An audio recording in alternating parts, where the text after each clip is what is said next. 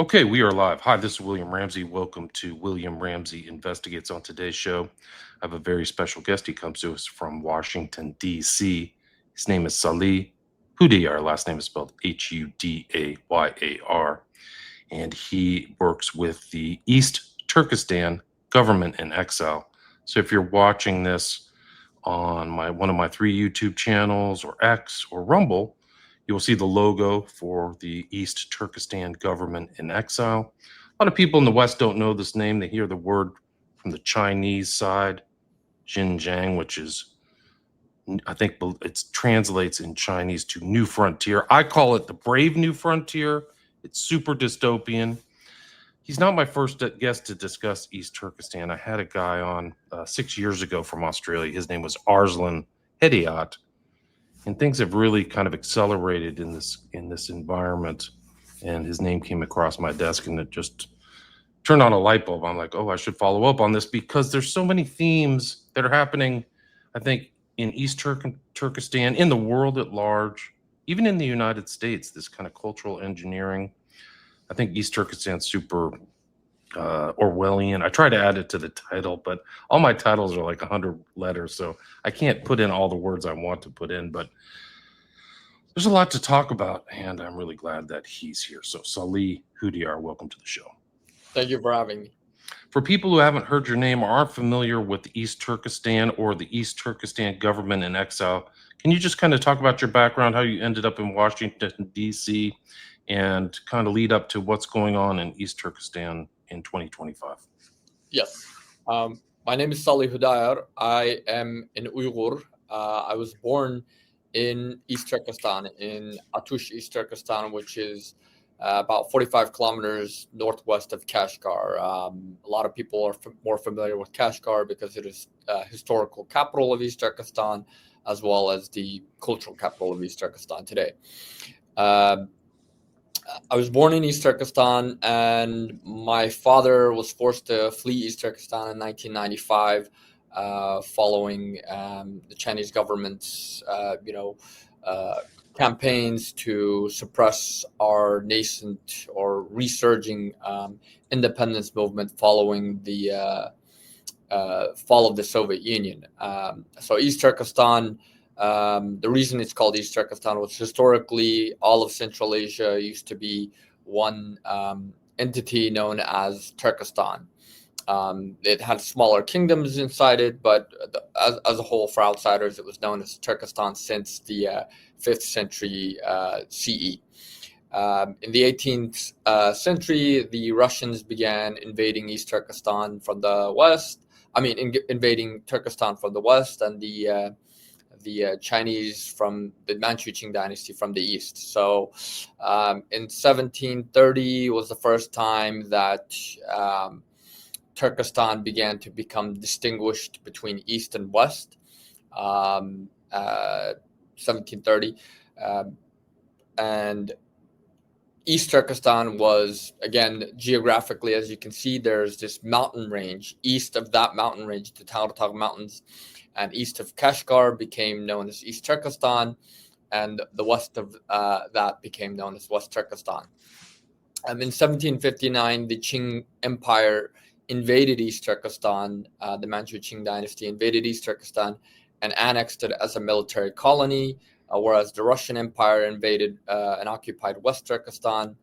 And the Qing Empire initially governed East Turkestan as a military colony from 1759 to about 1864, during which the people of East Turkestan organized 42 major uprisings against the Qing Empire.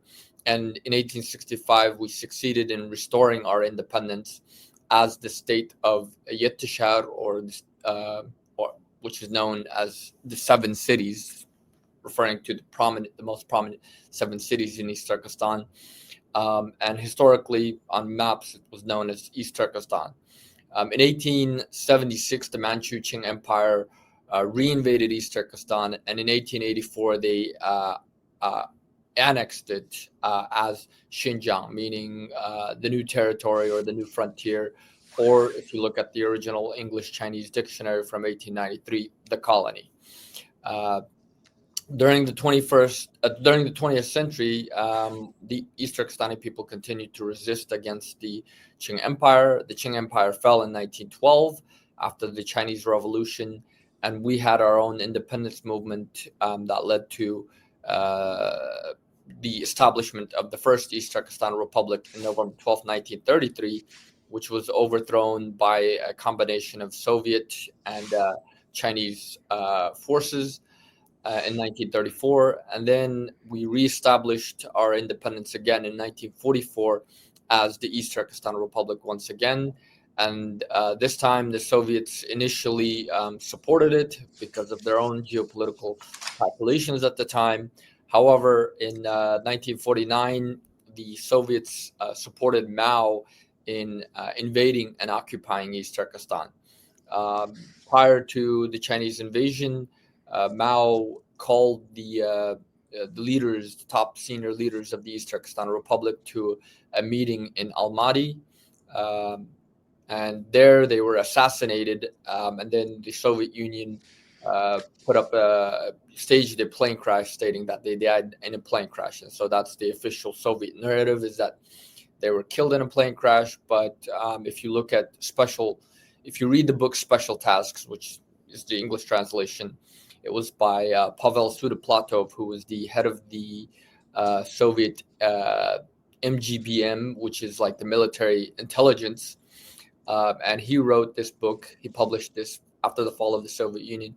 And in it, he states that the leaders of the East Turkestan Republic were executed in the former stables of the Tsar Empire, Tsar stables in Almaty, after they refused to give up East Turkestan's independence and voluntarily merge with Mao's People's Republic of China. So on October 1st, 1949, the PRC, Mao declares the People's Republic of China. And then 11 days later, on October 12th, 1949, with the support of the Soviet Union, Mao's Communist Red Army invades East Turkestan. And 2 months later, almost 2 months later, on December 22nd, 1949, the East Turkestan Republic is formally overthrown, and China exerts control over East Turkestan. In 1955, China renamed East Turkestan as the Xinjiang Uyghur Autonomous Region in an effort to quell or to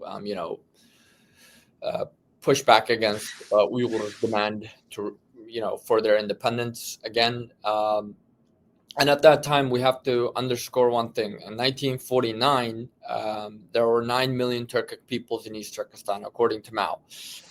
According to the East Turkestan Republic's government, in 1946, our population was about 7 million, 1946. By 1949, it was about 9 million, according to Mao. And there were less than 300,000 Chinese in the whole of East Turkestan. And that is the Chinese soldiers and their civil servants that they sent to conquer East Turkestan. By 1955, the Chinese had grown to over 6% of the population, growing from less than 2%, whereas Uyghurs and other Turkic peoples, Uyghurs made up over 90%, and the other Turkic peoples made up roughly about the other 7%. And so over the years, China began to essentially colonize East Turkestan, turning it into a colony. In 1954, Mao set up the Xinjiang Production and Construction Corps, which is a paramilitary corporation entity that answers directly to Beijing. Despite that, we have an autonomous region, it doesn't respond or it doesn't answer to the autonomous region. It answers directly to the Central Committee of the Communist Party in Beijing. So the XPCC was essentially set up to crush any resistance and to colonize East Turkestan. So by the course of history, by 1990s, by the time of the fall of the Soviet Union, the Chinese population grew from less than 2% at the time of invasion to over 30%, whereas the Uyghur population went from over 90% of the population to less than 60% by 1990, by the fall of the Soviet Union. And with the fall of the Soviet Union and the independence of the countries of West Turkestan, which is now Kazakhstan, Kyrgyzstan, Uzbekistan, this gave a resurgence in our independence movement. And there was a large mass protests, some small scale armed resistance activities. Mostly, actually, all of it was aimed primarily against Chinese government, military facilities, and security forces. And there were large protests. In 1996, the Chinese Communist Party held a top secret meeting in Beijing on preventing East Turkestan's independence, and they issued a top secret document called Document Number 7 of 1996, titled Stability Maintenance in Xinjiang. And they highlighted that national separatism, or the national independence movement of East Turkestan, was the greatest threat to so-called stability to China's rule in East Turkestan, but also to the whole of China itself. And they began to, they accused the U.S., even though the U.S. wasn't remotely involved or didn't even care about our issue. They accused the Western so-called counter-revolutionary forces being led by the United States of trying to encourage sabotage and so-called separatism in East Turkestan. And so China issued Document Number 7, which includes a 10-point directive, which calls for moving more Chinese colonists to colonize East Turkestan, moving more Chinese troops into the region, crushing our cultural and religious practices, crushing our language, eroding it from being taught in schools, to even infiltrating and winning over, infiltrating, co-opting diaspora organizations, communities, and leaders to use all means to prevent the internationalization of the East Turkestan problem. So in 2000, by then, China co-opted the governments of the Central Asian republics, including Turkey, to subvert our organizations in the West, in diaspora, in Central Asia and in Turkey, to where advocacy for East Turkestan became outlawed by 1998, 1999. And then after 9/11 happened, China began to use the global war on terror to claim that it's fighting against terrorism in East Turkestan and trying to connect our independence movement to global jihadism and global, terrorism. So China fabricated 2 months after 9/11 the so-called East Turkestan Islamic movement. The first ever mention of this was November 11th of 2001, 2 months after 9/11 at the UN, when China claimed that it was a victim of so-called East Turkestani terrorism and that it was being directed by the East Turkestan Islamic movement.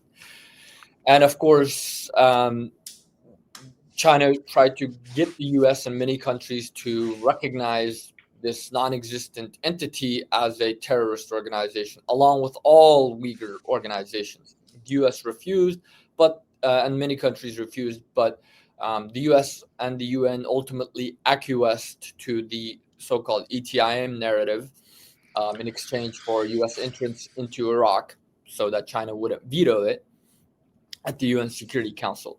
Sorry to interrupt, Salih. So what you're saying is the Chinese invented their own organization claiming it was Turkish. So the ETIM was not something organically from the East Turkestan political background. Is that what you're saying? So no. It's almost like Lenin, where he said the best way to control the opposition is to create it. So that's what happened to you. Wow. So it's the same playbook. So this is exactly what Document Number 7 calls for, is to use propaganda, use all means to prevent the internationalization of the East Turkestan problem. because in the 90s, late 90s especially, we were getting attention to our issue. We were getting some form of attention to our issue at the UN level, as well as from the international media, and even governments were starting to talk about our issue. So China preempted this by creating the so-called ETIM. And so while China's crushing our nationalist organizations and arresting people during the Strike Hard campaign, China let, quote, releases from prison a handful of so-called Islamists, or they claim to be Islamists. Our people believe they were Chinese intelligence operatives, and sends them off to Pakistan.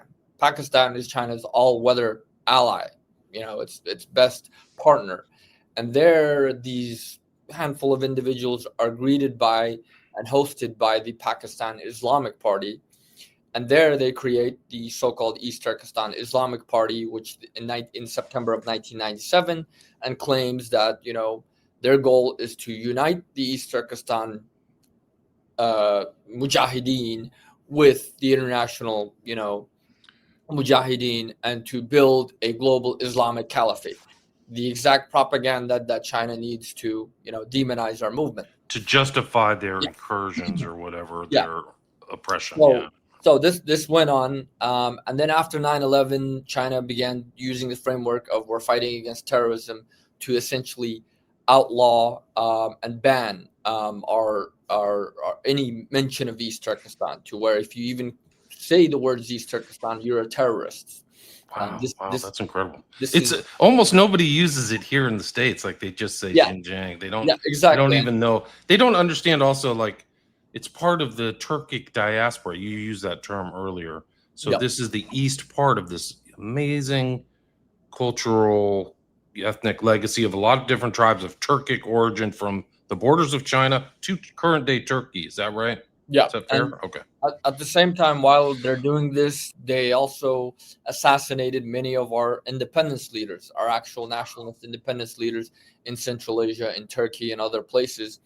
And they co-opted many of the organizations to where our organizations went from advocating for independence and using East Turkestan to were just only about Uyghur human rights and cultural autonomy under Chinese rule. We want better rights under China.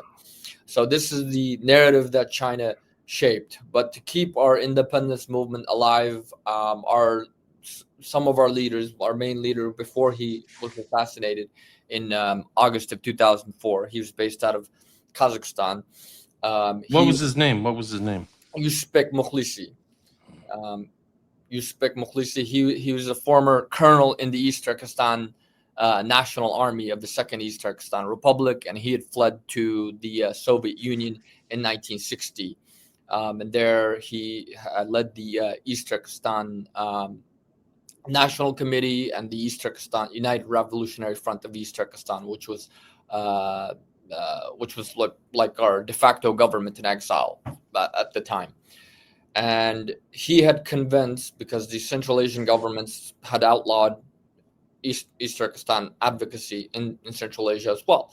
So he had persuaded, he had met with the U.S. State Department, met with many American members of Parliament, Congress, and he was able to persuade the U.S. to allow us, at least, to allow us to set up our government in exile in Washington. And so our government in exile was formed in Washington in September 14th of 2004.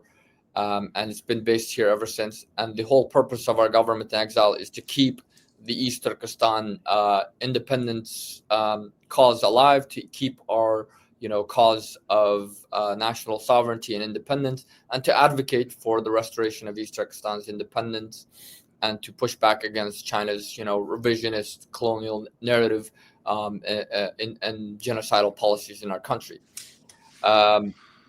However, by 2014, China, Xi Jinping came to power and launched the Belt and Road Initiative in 2013.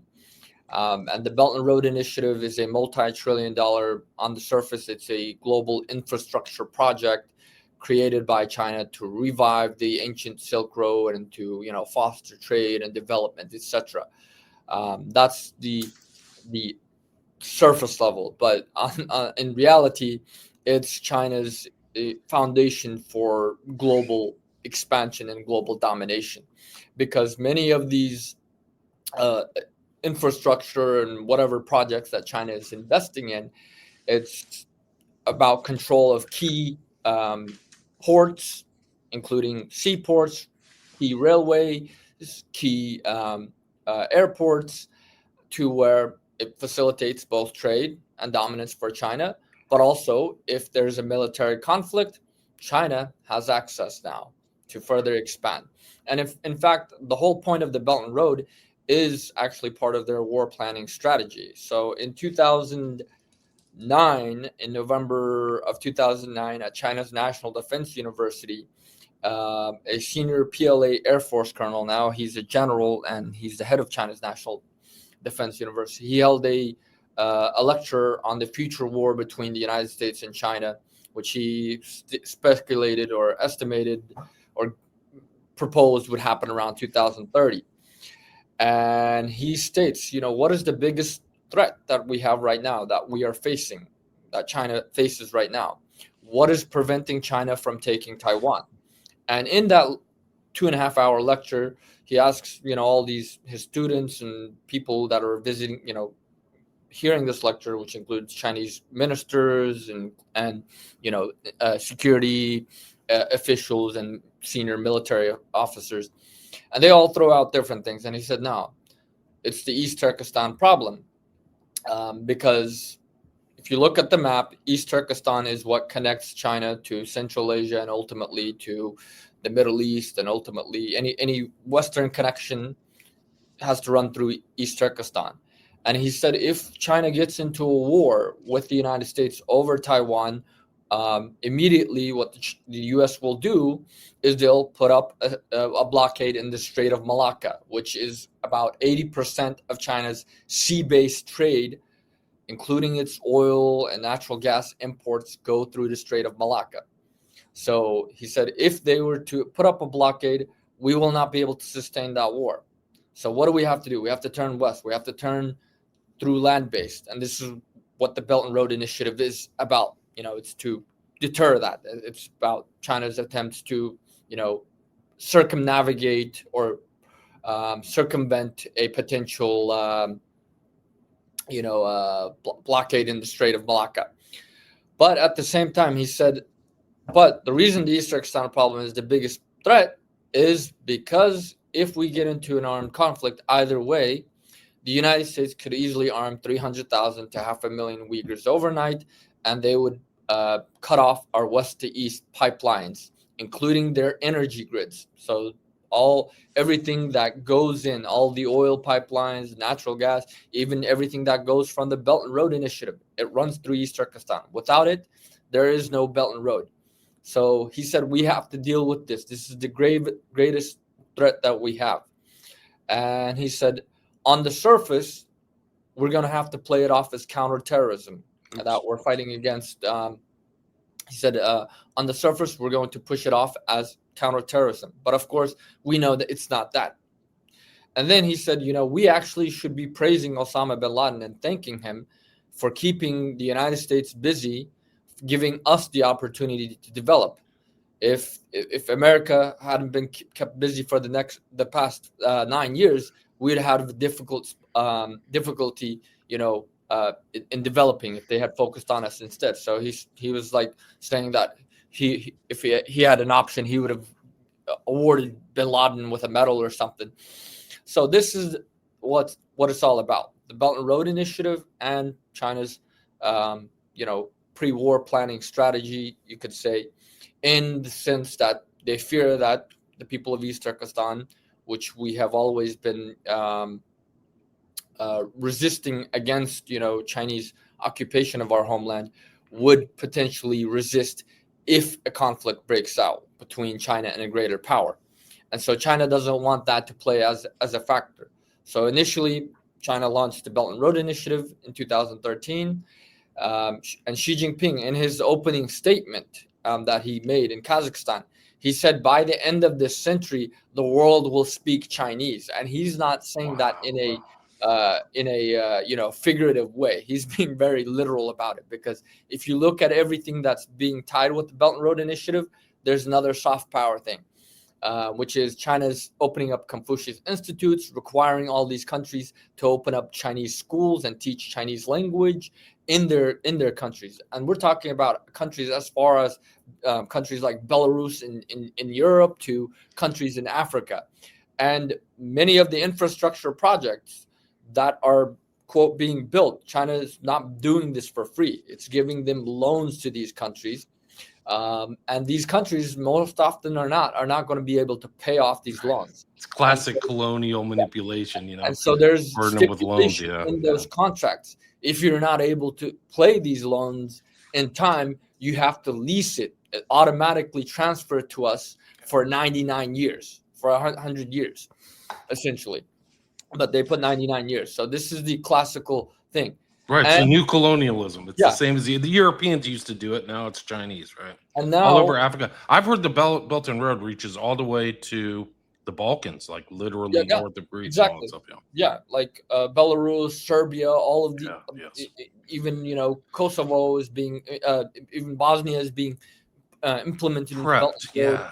Italy, it reaches Latin America as well, Africa, and many of the things is the Chinese government is sending their labor. So they're saying, we will build these roads for you. We will invest, but we're going to use our own labor. So they're bringing in Chinese, hundreds of thousands of Chinese males to these countries, and they're setting up mini colonies inside those countries. And especially in Africa, you're seeing a lot of African women that are marrying Chinese men because, again, they want a husband that can financially provide for them. The Chinese are not employing the local Africans to build these roads, these hospitals, these railways. They're bringing in Chinese males. So this is another notorious fashion of colonialism that China is doing.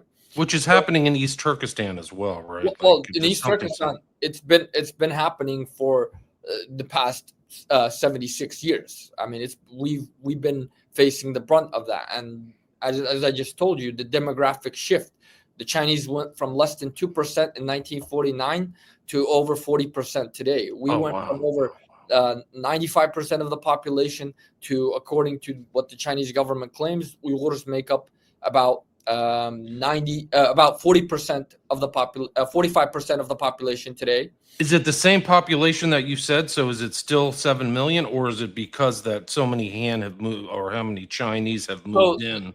The Chinese went from less than 300,000 to over 10 million today. Oh, wow. Okay. So it's just a massive move, and that's why it's gone down. So there may be the same amount. Is this an accurate map of Eastern Turkestan? This is the map of East Turkestan, what is the so-called Xinjiang Uyghur Autonomous Region, what China declared as the Xinjiang Uyghur Autonomous Region. Whereas the most accurate map of East Turkestan is the one right behind me. Gotcha.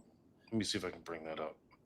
And a part of our territories right here was annexed. China annexed it further into Gansu province, Qinghai and Gansu province. And then in that map that you showed, this area right here, which is India, which China occupied in 1962 and annexed it into the Aksai-Chin region. They annexed it into the so-called Xinjiang Uyghur Autonomous Region in 1962 after the 1962 Sino-Indian War. So in 2014, to justify this, genocide, what does China need to do? It has to show that it's facing a security threat or a terrorism threat. So as part of the conflict in 2011, you had the Syrian conflict erupting. And if you look at what's happening now, I mean, Turkey played a vital role in the conflict in Syria. And so Erdogan, Xi Jinping visited Ankara, visited Turkey in February of 2012. And again, they discussed cooperation on Syria and trade. 2 months later, Erdogan visits in April of 2012, visits both East Turkestan and China. And again, the agenda is Syria and trade. And then China pretty much turned a blind eye. Chinese intelligence facilitated this with Turkish intelligence, and they allowed tens of thousands of Uyghurs to flee out of East Turkestan, despite they have already set up, checkpoints. You can't leave from one city to another without hitting a checkpoint. But about 30,000 Uyghurs were allowed to leave by Chinese intelligence Chinese and Turkish intelligence networks, where they fled through East Turkestan into Southeast Asia, into Thailand, Vietnam, Malaysia, and then they were, quote, rescued by Turkish NGOs and brought over to Turkey and then bussed into Syria. This happened between 2012 and 2014. And then many of these Uyghurs were thrown into, militant groups in Syria being supported by Turkey. And some ended up fighting against Kurds. Others were forced to fight against the Assad regime. And then they began creating propaganda videos. Initially, the Chinese government claimed that it's fighting against terrorism. And Xi Jinping visited East Turkestan in late April of 2014, and declared that it was the front line against China's fight against terrorism. He visited Kashgar, and this is where he made the notorious speech to absolutely show no mercy and to arrest those who need to be arrested, to quote, re-educate those who need to be re-educated, and to stamp out so-called separatism. He said he made that speech in East Turkestan. Is that correct? Yeah. Okay. He made that speech in East Turkestan while visiting a military base. And that was what, 2015? 2014. In April 28th of 2014. Then 2 days later, he leaves. And as soon as 2 hours after his plane takes off, a bombing happens at a train station in Urumqi. An indiscriminate bombing. And again, China immediately claims that it's the so-called ETIM, or the Turkestan Islamic Party. And the Uyghur militants that are under, Turkey's control in Syria, and Afghanistan, they create a video stating that, oh yes, we claim responsibility for this.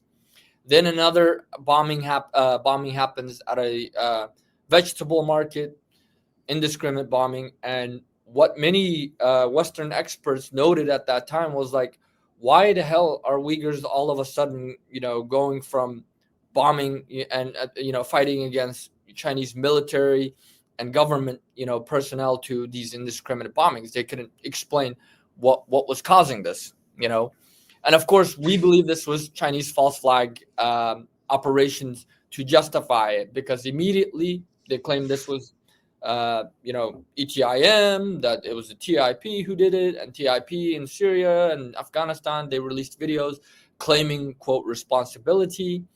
And then China said, oh, we have a terrorist threat. These Uyghurs are going off into Afghanistan and Syria, and they are over there. They want to create a global Islamic caliphate. We have an Islamist terrorism threat. And so they launched the so-called People's War in May of 2014. That's the official term, the People's War against so-called terrorism, or against violent terrorism, or not, and separatism. And so this is the official euphemism that China has been using for its ongoing genocide, and it's ongoing. So they initially started arresting young men between the ages of 15 and 45. Between 2014 and 2016, it's estimated they arrested about 200,000 men between the ages of 15 and 45, on the basis that they're become prone to become radicalized and rebel against the state. Then when the international community, of course, didn't say anything, there was no condemnation, no uproar. 200,000 men is a lot. It's not a small number. If you as a proportion of your population, it's a huge amount. Yeah. Well, even to say that, oh, you have a terrorist threat and you arrested 200,000, quote, terrorists. That's something else. That's not terrorism right there. that means you have a different problem. But of course, this is the game that China plays, and the international community buys into it.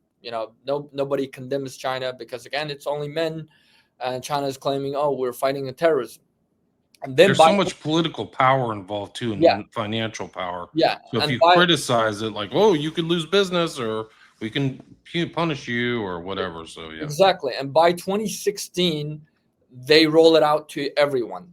In fact, they state that the Chinese government states that everyone that they start sending Chinese officials to our homes. So every Uyghur family would have a Chinese quote as part of a pair up program. They sent 2.2 million Chinese officials, and they paired up a Chinese official with every household, and that Chinese relative of yours would come to your home.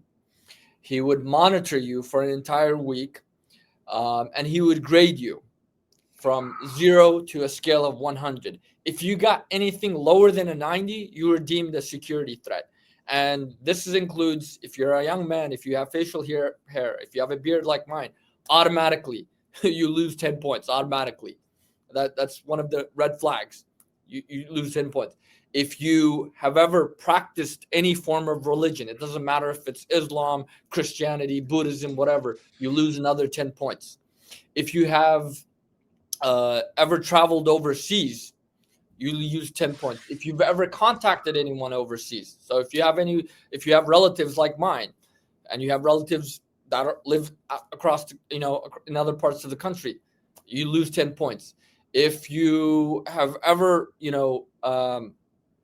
owned a tent, owning a tent, you lose 10 points. If you have knives that have been, every family is allowed one knife. If you have more than that, you lose 10 points. If you have anything that is political or religious in your home, you use 10 points. So a lot of people obviously are not going to, right. It's enforced cultural engineering. So then nobody's going to want to lose points. That's what they want to get rid of and strip from the population, right? Are not going to get less than 90. Less. A lot of people are not going to get above 90 points. Like there's no way. There's no way. If you're a young man and you have, like if you have weights in your home, if you have like, arm dumbbells and stuff like that, or a gym or bench press, anything like that, you lose 10 points because, again, you're training to rebel against the state. That's why if you're not training to look good for yourself or feel healthy or to look good for the ladies or something. You're engaging in fitness to rebel against the Chinese state. This is the level of paranoia. And then if you refuse, like the Chinese government, because we're Muslim, if your Chinese government minder brings pork to you and you refuse to eat it, you lose 10 points because, again, you're an extremist. You must be a terrorist for refusing to eat pork. If they offer you cigarettes and you refuse to smoke that cigarette, you lose 10 points because, again, you must be a religious fanatic if you want to, an extremist for refusing to smoke because, again, smoking is, quote, haram. Eating pork is haram. Same thing with alcohol. If they bring alcohol and they ask you to drink it, you refuse, the same thing. If you have women in your household, and you've probably seen videos of it. There's videos of this where the Chinese government itself promotes this as, uniting the two ethnic groups like pomegranates, where they will force our women to sleep with the Chinese, to share the same bed as our Chinese government minder, which is always a male. And if we refuse, you're an extremist. So if you refuse to be raped, you're an extremist, you're a terrorist, you're sent to the concentration camps. Initially, the U.S. Department of War in 2019 estimated that there was at least 3 million or more Uyghurs that had been sent to the concentration camps. And they have over 1,400 concentration camps across East Turkestan. And China initially denied it, and called it, re-education camps. These aren't concentration camps. These are re-education centers where, these people have been infected by, extremist thoughts, illegal thinking that needs to be corrected. So we're providing them with we're re-educating them, we're teaching them the Chinese language, we're eliminating their extremist behaviors and thoughts and so forth. This is the way the Chinese government portrayed it. However, when you look at satellite imagery, because you can find this on Google Earth, if you look at the imagery of these camps, because luckily there's you can see when these camps were starting to be built. The foundations for these camps were made, because they have to clear the lands, they have to bulldoze it, excavate it, etc. They were done as early as 2011, 2012 in many cases. So China was planning this long before it officially rolled it out.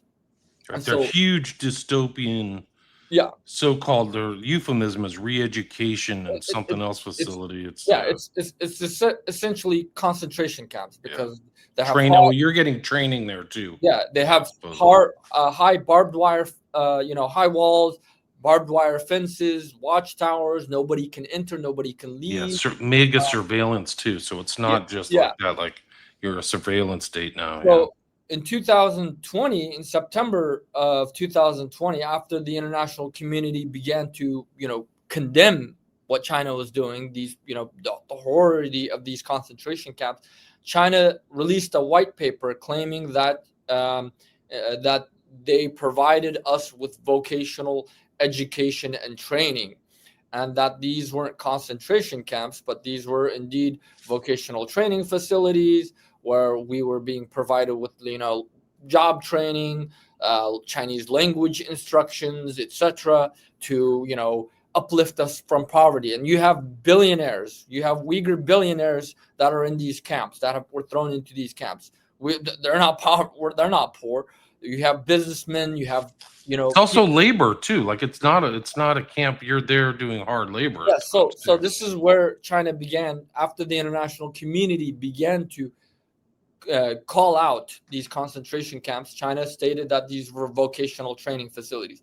And in that white paper, the Chinese government admitted that between 2014 and the end of 2019, that every year they provided 1.29 million Uyghurs with so-called vocational training in these camps, or roughly 7.8 million of our people were thrown into these camps for vocational training.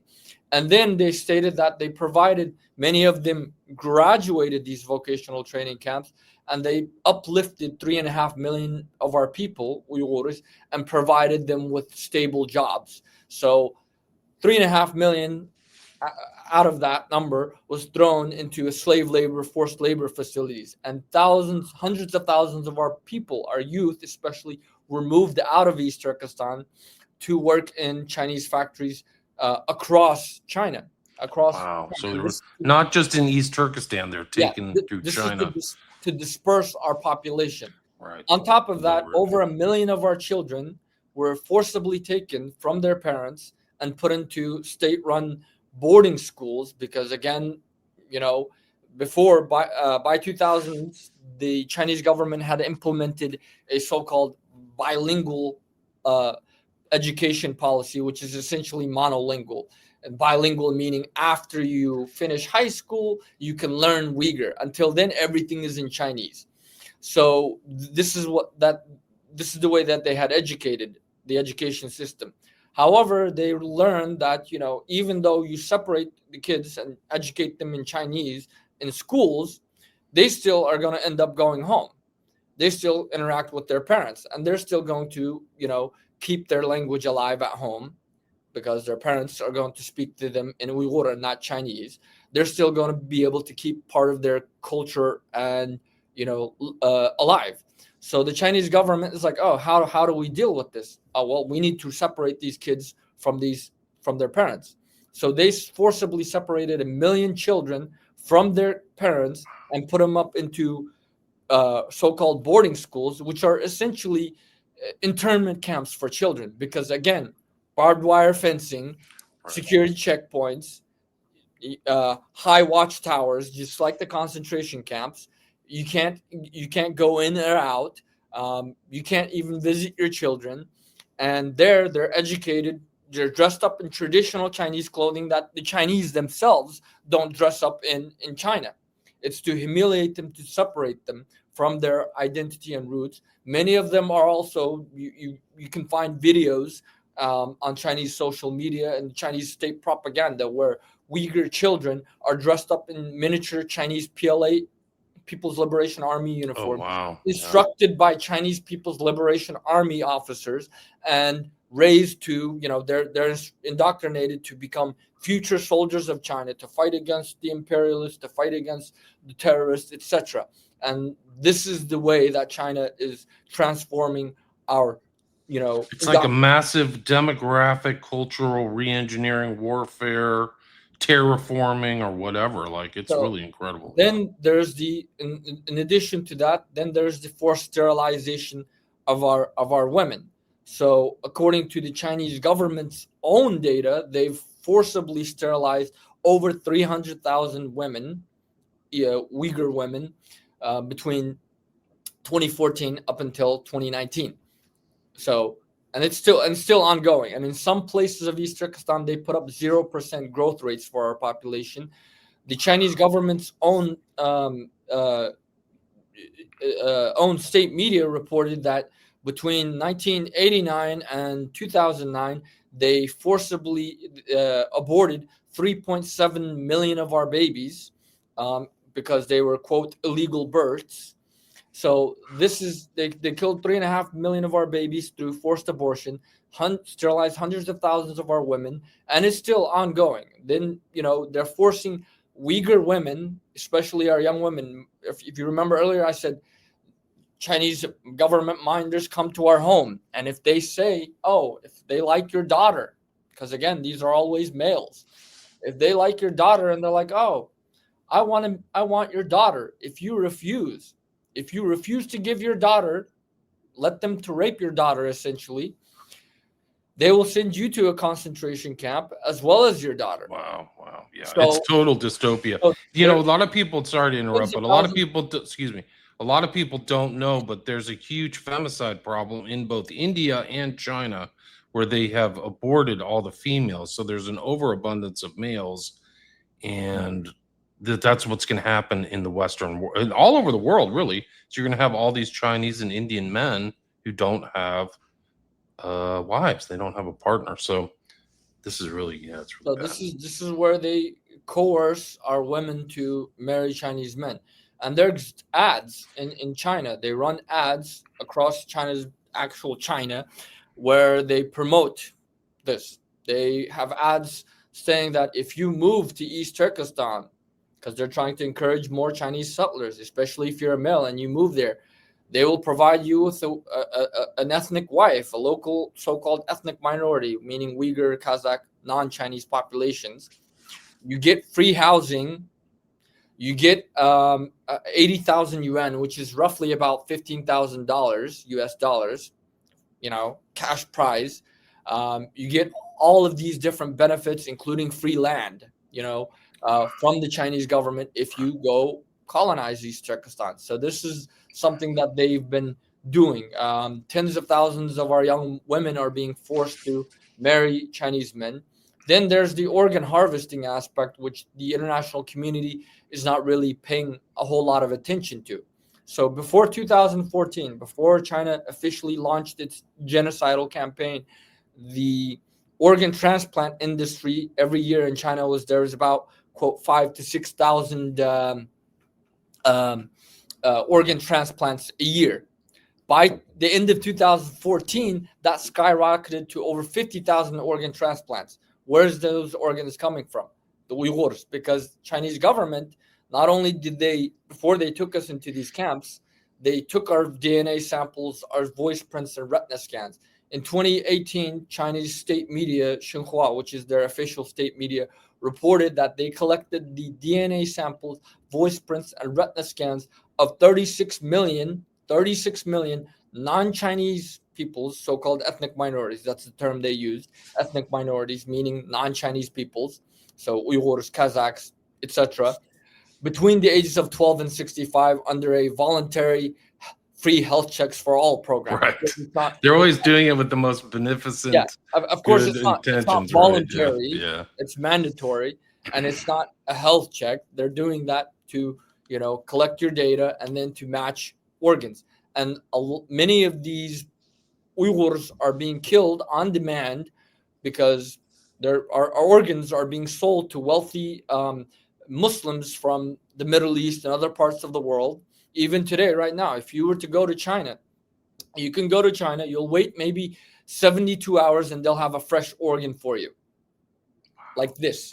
You just It's a huge cash cow. you gotta pay. Yeah, you gotta pay a lot of money, but they'll get it to you within 72 hours. You can get an organ transplant.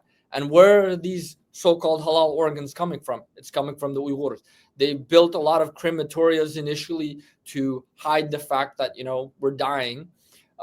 According to organ harvesting experts and researchers like Ethan Gutman, anywhere from 25,000 to 50,000 Uyghurs between the ages of 18 to 30 are being killed every single year, specifically for their organs. So this is a part of the genocidal aspect that no one really is talking a whole lot about. I mean, there's been some attention, but not a whole lot of attention from the international media, not a whole lot of attention and condemnation from global governments, unfortunately. Yeah, it's disgusting. It's really sick, like what's going on there. And is this map accurate of all these little, forced internment camps and facilities and all that stuff? Does that look familiar to you? Yep. The Xinjiang Data Project. Wow. It's just like it's not in our news here in the States at all. It's not covered, at least as far to my knowledge. I mean, the mass media here is super corrupt in the United States. I mean, initially, we had some coverage. We had some outcry from the international community. We were like one of the things that I was successful in doing with the government in exile was getting global recognition of and condemnation of this genocide. We were able to get initially the Canadian Parliament to recognize it as a genocide and to condemn it, then followed by the U.S. Parliament, U.S. Congress, and an official genocide designation by the U.S. State Department in January 2021. But despite the recognitions, there has been no meaningful action to stop it. We filed a complaint before the International Criminal Court. In July of 2020, we filed 5 additional dossiers of evidence calling on the International Criminal Court to investigate and prosecute, Chinese officials for genocide and crimes against humanity. But again, because governments and corporations are, involved in business and, quote, diplomacy and economics with China, they're reluctant to, to do anything that would harm their business interests connected to China. And that's why they're turning a blind eye. And yet we hear never again every year, governments, every, Holocaust Memorial Remembrance Day, they, vow never again. But never again is happening right now in the 21st century. Right now, our people continue to be enslaved. Our people continue to be sterilized. According to China's own judicial data, 578,500 Uyghurs and other Turkic peoples are serving anywhere from 5 years to life in prison. And this might seem like a small number or not like a whole large number, but when you look at it, East Turkestan, we make up less than 2% of the official population of the total PRC, right? We make up less than 2%. And in that, Uyghurs make up less than 1% of the total population of the PRC. Yet we make up over 33% of the total legally, imprisoned population. We're the most we're the most incarcerated people in the world. You won't find any percentage-wise, right? Yeah, that is incarcerated as much, even number-wise, percentage-wise, number-wise. There's no one as much incarcerated as in prison as the Uyghurs. And this is happening right now in 2025. Of course, China continues to whitewash it. China It claims that, oh, we provided them with jobs, we're fighting against terrorism, we're bringing them development, and that Uyghurs are happy. They've been inviting a lot of uh, influencers and journalists from countries that are close to China, and they're parading them across two main places in East Turkestan. One is the Urumqi. It's the international bazaar, and so it's a tourist destination. So they're saying, "Oh, see these people," and so what they're doing is they're teaching ethnically Chinese people, Uyghur. They're teaching them how to dance like us, how to say a few things in our language, and then when international tourists and influencers and media come, they're pushing them to the front, and they're just putting a doppa on their heads. This is our traditional hat. They're putting traditional Uyghur clothing on them, and because the Western media, for the longest time, has misportrayed us as Chinese Muslims, you think, oh, these are Chinese people. They, since they're Chinese, they must look Chinese, you know, and since they're Muslim, well, if they have a hat and they're wearing our traditional clothes, these must be the Chinese Muslims. These must be those Uyghurs that we're hearing about. And so this is what they're parading them. They're not parading actual Uyghurs. These are Chinese masquerading as us. And the Western audience, other people can't tell them, distinguish them, because, again, they're wearing our hats. And in their mindset, they've always heard them as Chinese Uyghurs. So they must be, Asian looking. In reality, majority of Uyghurs, we look more Middle Eastern or Indo-European. We don't have a whole lot of Asiatic features.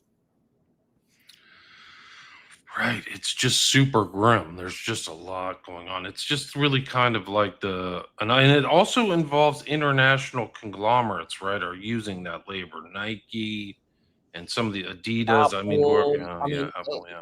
virtually every major industry out there is connected to Uyghur slave labor. You have to understand, especially the textile industry. So, 80% of China's cotton production is in East Turkestan, 80%, and that's 20% of the global, production. Then you have polysilicon. So you're talking about, green energy, building, you know, becoming green, transitioning to that. Even that is tainted because 45% of global polysilicon production comes from East Turkestan, and that's 90% of China's total polysilicon production. That's 45% of the global production. And polysilicon is what is used to make, solar panels. So all of that is tainted. You have even tomatoes. We produce about 25% of global tomato production comes from East Turkestan. So Heinz, companies like this, your ketchup is Wow. coming from Wow, that's incredible. I had no idea. so it, and then aside from that, as I mentioned earlier, hundreds of thousands of our people have been forcibly moved out of East Turkestan to Chinese factories across China to work, from producing everything from, electronic, from your phones to electronic components to textiles to toys. So virtually every industry is tainted. And, those companies, they've refused to pull out of China. They continue to, you know, in fact, many of them lobbied the U.S. government or U.S. Congress to push back against specific bills like the Uyghur Forced Labor Prevention Act and other bills that would hold them accountable. So this is the problem that we're having: is you have corporate interests that are, shaping how Right. governments respond to this humanitarian crisis.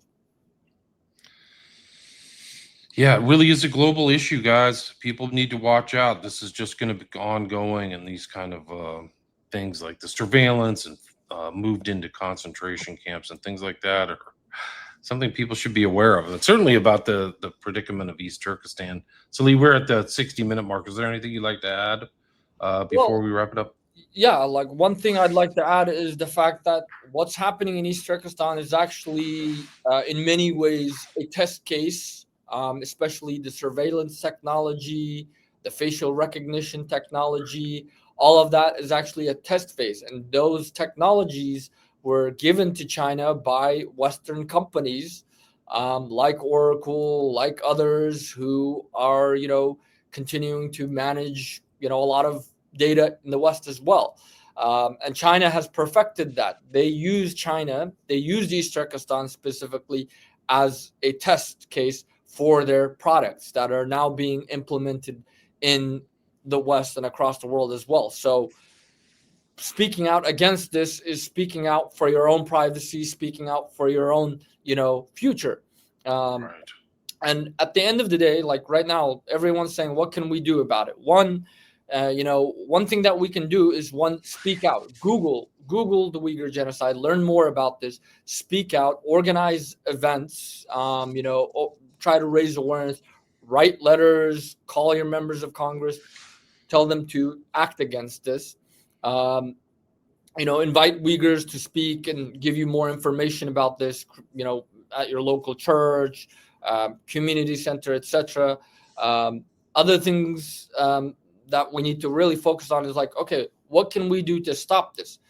Well, we have to address the fact that this is an ongoing genocide, and we have to focus on the root of this. What is the root cause of this? China is not doing this to its own people. We're not ethnically Chinese in any way. We don't have any cultural, historical, or linguistic or religious ties to China. China is doing it to a country that they occupied and colonized.